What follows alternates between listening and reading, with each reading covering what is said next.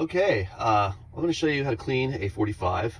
I used to clean them on my VPI machine, but what I've started doing is I'm using isopropyl alcohol, 91%, and basically what it is, it's a pump. I take these paper towels that you can get now that the Select-A-Size, but they also now will split them in half, Select-A-Size. So what I do is I just fold one of these in half, and I basically just go over the top and hold it down. You'll get like a small bit on the paper towel, and then I'll just go ahead and wipe. And I don't wipe hard, I just kind of like get it wet, and then just keep going.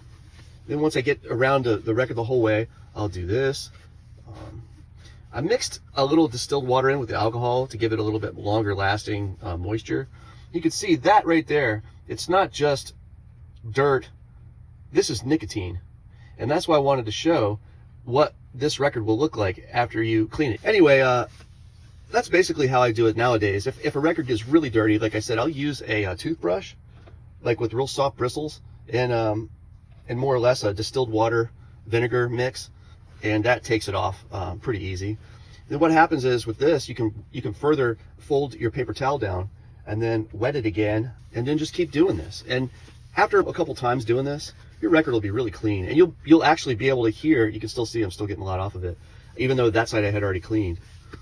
And just keep doing it, and then eventually your record will be nice and clean. This started off completely white, and now it's getting to that point where you can see all the nicotine. So this is just for drying it off, and I'm still getting this. So, but I like to do this with records now, even if I'm just visually grading them, just to make sure that at least I've done what I can for before I sell something.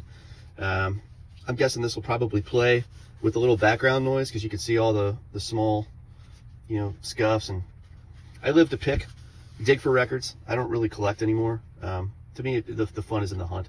So I had to get good at cleaning stuff and taking stickers off of labels and stuff. There's nothing you can do with this, obviously, but you can't really do much with the marker either on labels. But there are ways to get some of that stuff off a little bit.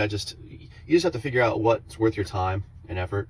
For me, this is more, it's just kind of relaxing actually cleaning some of these and making them presentable and ready to play. So that's how I clean 45s these days. I'm sure I'll make another video soon, but like I said, I'm using this bottle with the pump top on it. Every once in a while and of course I'm using the paper towel, and then every once in a while I'll use a Q-tip with some Rosinol lighter fluid to get off some of the more this is the Rosinol.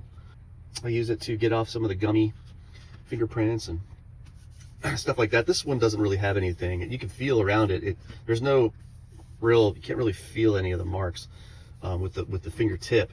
Now if I run my fingernail across it, I'm sure I'll probably get a little feel a little bump or scuff or something, but from my experience, just the flat finger on there, I can feel it. I'll know if it's gonna pop and maybe stick or jump or whatever. But well, actually, here's a spot right here that I can do the Rosinol with maybe and show you how that works. It looks like there's just been some gunk in the grooves there. So I use the dropper with some Rosinol, which is again lighter fluid. It doesn't hurt the record at all. It doesn't do anything bad. But I just basically do this. I'll work